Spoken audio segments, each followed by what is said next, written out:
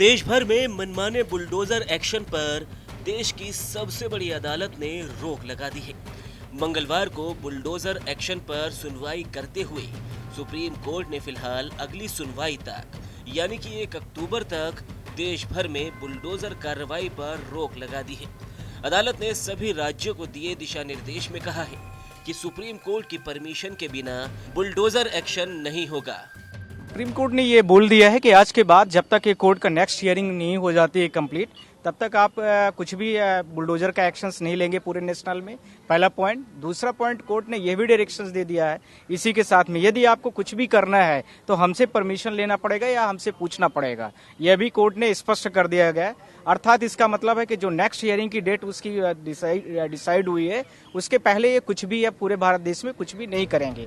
Court ने मनमाने bulldozer action के महिमा मंडन पर भी सवाल खड़े किए हैं। सुप्रीम कोर्ट ने कहा है कि ये रुकना चाहिए।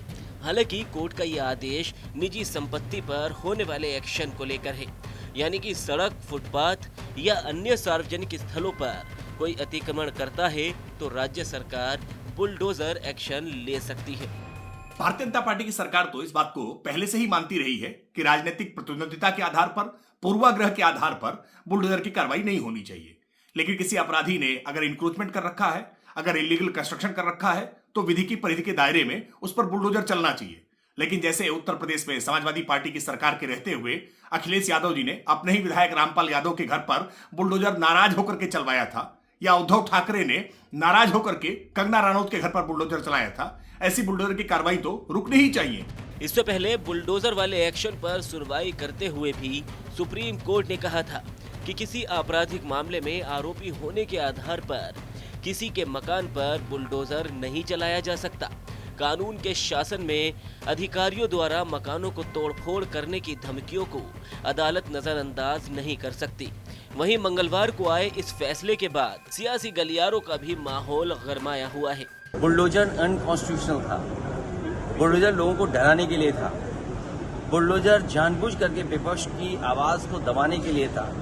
मैं धन्यवाद और बधाई दूंगा सुप्रीम कोर्ट के इस फैसले को, जिसने बुलडोजर को रोकने का काम किया है। मुख्यमंत्री जी और खासकर उत्तर प्रदेश की सरकार और बीजेपी के लोग इस बुलडोजर को इतना महिमा मंडल कर रहे थे कि बुलडोजर ही न्याय हो गया।